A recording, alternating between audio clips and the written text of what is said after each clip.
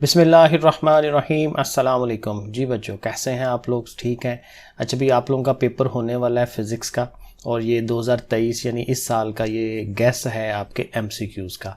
तो ये बड़े ही इम्पॉर्टेंट, बड़े ही अहम एमसीक्यूज़ हैं, इनको ज़रूर एक दफ़ा देख लें, ठीक है? और अगर ये नहीं आता तो इससे बिल्कुल मिलता जुलता कोई चीज़ आ जाएगी। तो ये एमसीक्यूज़ के लिहाज से बहुत इम्पॉर्टेंट चीज़ें हैं, इनको ज़रूर थोड़ा सा टाइम 10-15 मिनट जो है वो दे लें, फ़ायदा होगा आपको। देखिए, जो पहला एमसीक्यू है इसमें क्या कहता है, the number of significant figures in this one is. अब ये एक रकम लिखी हुई है 0.00580, तो इसमें सिग्निफिकेंट फिगर क्या है? इसके लिए बड़ा सिंपल सा रूल है कि पॉइंट के आगे और पीछे जो ज़ीरोज़ होते हैं ना, ये सिग्निफिकेंट नहीं होते, ये अहम नहीं होते। जो नंबर्स होते हैं, जो गिनती होती है 1 2 3 4, वो हमेशा अहम होते हैं। तो ये जो 5 और 8 है ये अहम है, ठीक है? तो 2 नंबर तो ये हो गए, और एक जो एंड पे 0 आ रहा होता है वो भी अहम होता है। तो इसमें 3 अहम डिजिट्स हैं, 3 सिग्निफिकेंट फिगर्स बनेंगे। तो इसका आंसर हम क्या लिखेंगे? 3 लिखेंगे। नंबर 2 देखें, the number of base units in SI system. SI system में जो बेस यूनिट होते हैं वो कितने होते हैं?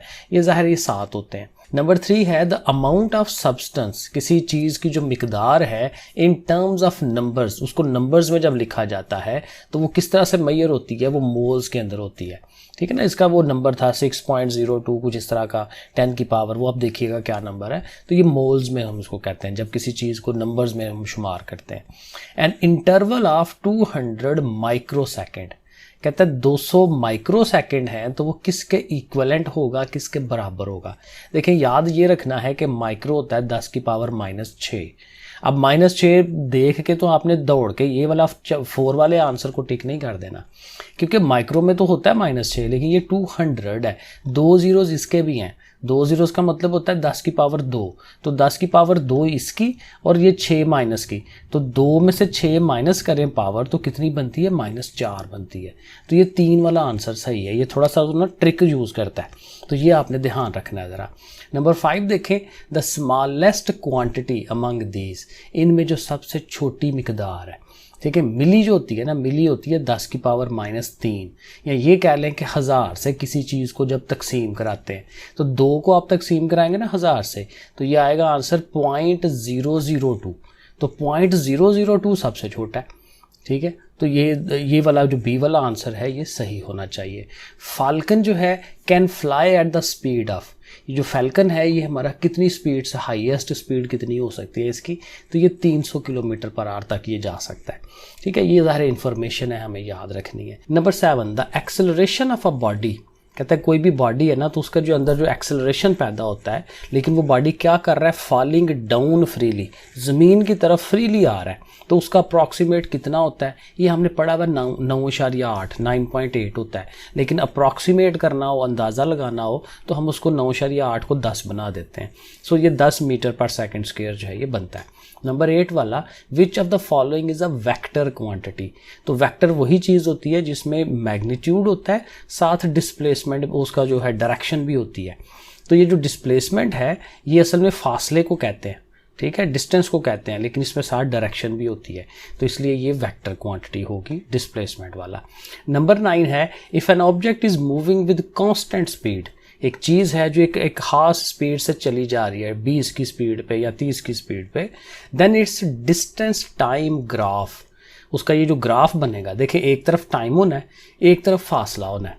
तो चूंकि स्पीड है ना हमारी कुछ ना कुछ, तो हम टाइम के गुजरने के साथ साथ हम फासला कुछ ना कुछ तय करते जाएंगे, यानी टाइम भी बढ़ रहा होगा और फासला भी बढ़ रहा होगा।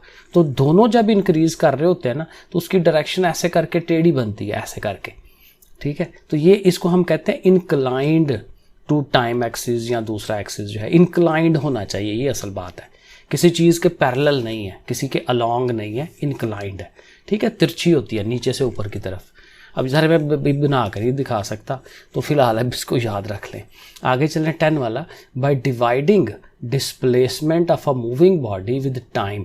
देखें, डिस्प्लेसमेंट को टाइम से जब डिवाइड कराते हैं तो वेलोसिटी आता है, क्योंकि देखें हाली डिस्टेंस हो ना, फासला, तो उसको टाइम से डिवाइड कराएं तो स्पीड आती है, लेकिन वेलोसिटी ये खुद भी वेक्टर है, तो डिस्प्लेसमेंट भी वेक्टर है। तो डिस्प्लेसमेंट को आप टाइम पे डिवाइड करेंगे तो फिर वेक्टर चीज़ ही आनी है, यानी कि वेलोसिटी आनी है। फिर ये है कि 36 किलोमीटर पर आवर जो है वो किसके इक्विवेलेंट होता है। तो ये जब इसको कन्वर्ट करते हैं ना, 36 किलोमीटर है तो किलो का 1000 लगाते हैं और आर का 3600 होता है, उससे डिवाइड कराते हैं तो ये 10 आंसर आता है। ठीक है, तो ये कन्वर्ट करना इसका हमें आना चाहिए, ये आ जाता है एमसीक्यूज़ में भी और आपके शॉर्ट क्वेश्चंस वगैरह के अंदर भी आ सकता है ये।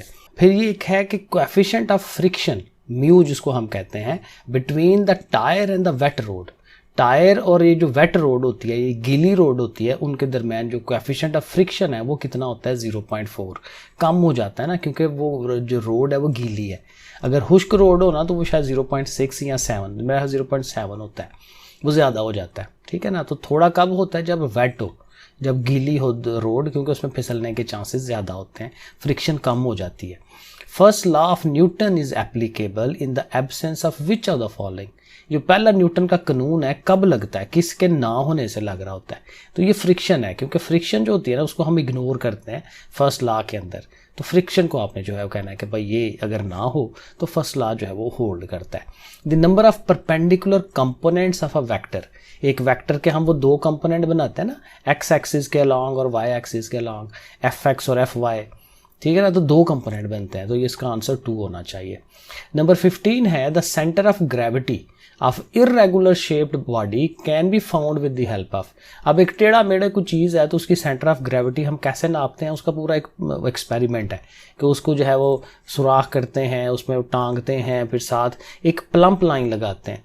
ये एक वो सूत्र टाइप चीज़ होती है जो ये जो हमारे पुराने थे ना, क्या इसको कहते हैं, मिस्त्री जो हैं, मिस्त्रियों ने दीवार जब बनानी होती थी तो उसके साथ ही इसको लगाते थे कि दीवार बिल्कुल सीधा बैलेंस रहे, तो उसको प्लम्प लाइन कहते थे। वो नीचे से एक पत्थर होता था और ऊपर धागा होता था। ठीक है, तो ये बहरहाल ये मैंने देखा हुआ है, आप पता नहीं आप लोगों ने देखा है कि नहीं, तो ये प्लम्प लाइन होती है। 16 वाला, two equal but unlike parallel forces. दो फोर्सेस हैं, कुव्वतें हैं जो हैं तो बराबर, लेकिन एक दूसरे के अपोजिट साइड पे हैं, तो ये दोनों मिलके क्या बनाती हैं, ये कपल बनाती हैं। ये कपल की डेफिनेशन है। ठीक है, 17 वाले में आए the number of vectors that can be added by head to tail rule. अब ये जो वेक्टर्स को जमा करने का कानून है हेड टू टेल रूल, उसमें कितने वेक्टर आप इकट्ठे ऐड कर सकते हैं, तो ज़ाहिर लातादाद कर सकते हैं, बहुत ज़्यादा, एनी नंबर। ठीक है, 18 वाला, if 10 Newton force is making an angle of 60 degree with x axis. अब एक्स एक्सिस के अलॉन्ग जो हमारा कंपोनेंट होता था ना उसको हम कहते थे एफ एक्स कॉज थीटा। तो कॉज, इस 60 डिग्री का कॉज लेना है, कॉज लेना तो ये आंसर आता है 1/2। कॉज 60 1/2 होता है। उस 1/2 को 10 पे ज़ाहिर ज़रब देंगे तो 2 पे 10 डिवाइड होगा तो 5 आंसर बनता है, तो ये 5 आंसर इसका सही है। 19, racing cars made stable. Racing car अगर कभी देखी हो ना आपको तो वो उसको ना उन्होंने चिपटा बनाया होता है, थोड़ा ज़मीन के साथ होती है, ज़्यादा ऊंची नहीं होती, और उसका रीज़न क्या होती है, उसकी ग्रेविटी को कम करते हैं, lowering there centre of gravity, उनकी सेंटर ऑफ ग्रेविटी को लोअर कर देते हैं, कम कर देते हैं, उससे फिर वो जो है वो कलाबाजियाँ खाना जो है वो कम हो जाता है उसका। आगे चलें 20 वाला, the value of gravitational field strength near the surface of the earth. Earth के बिल्कुल पास जो है ग्रेविटेशनल फील्ड कितना है, ये वही है 10 न्यूटन पर केजी। ठीक है, उस तरह से।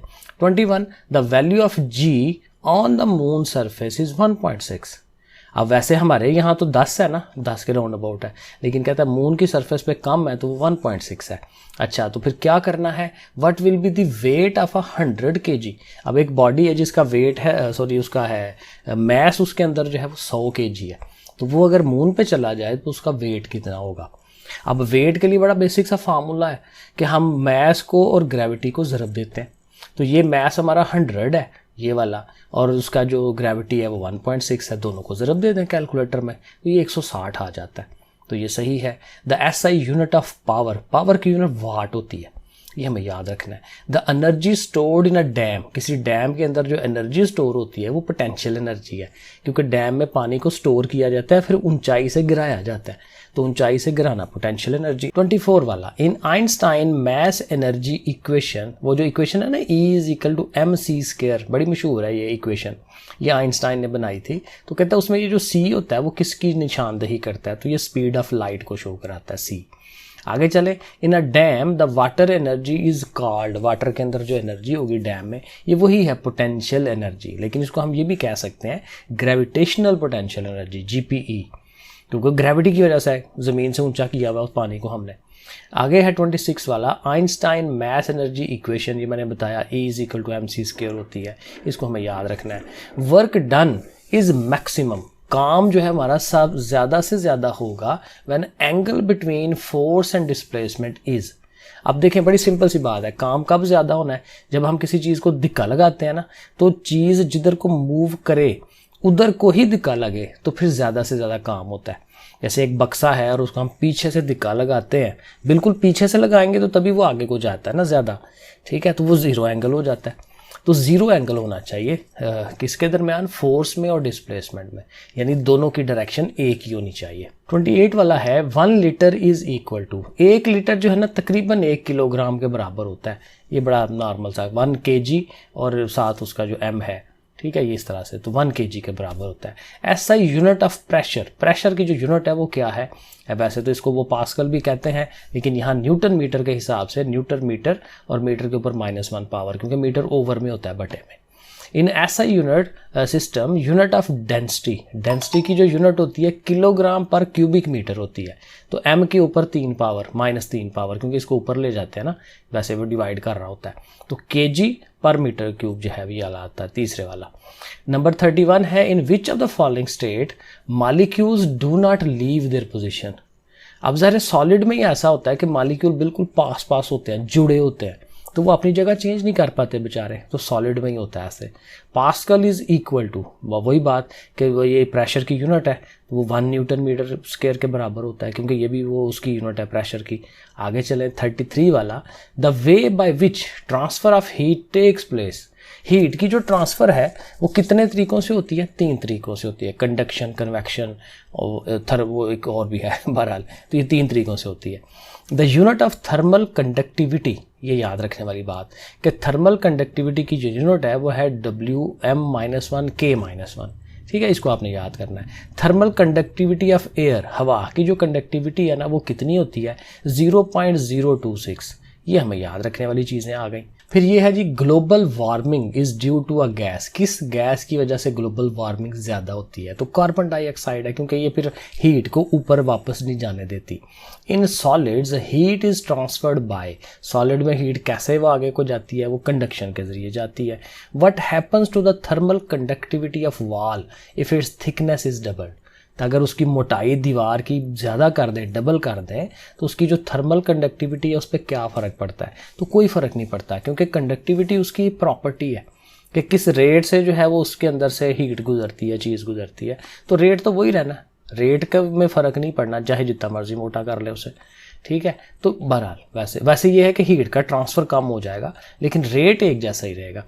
Metals are good conductors of heat due to, किस वजह से, फ्री इलेक्ट्रॉन्स, क्योंकि मेटल्स के अंदर इलेक्ट्रॉन आज़ाद घूम रहे होते हैं, और जब उसमें हम वो कंडक्शन करनी होती है तो वो फ्री इलेक्ट्रॉन जो है वो एक जगह से आगे दूसरी जगह लेके जाते हैं चीज़ों को।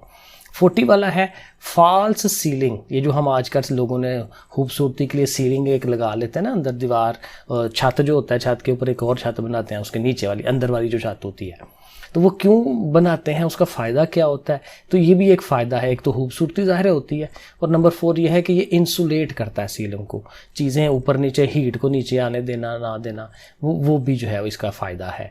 और एक दो बस और रह गया कि rooms are heated using gas heater, gas heater आप लगाते हैं रूम के अंदर, तो वो किस तरीके से उसको पूरे रूम को गर्म करता है, वो कन्वेक्शन के ज़रिए से करता है।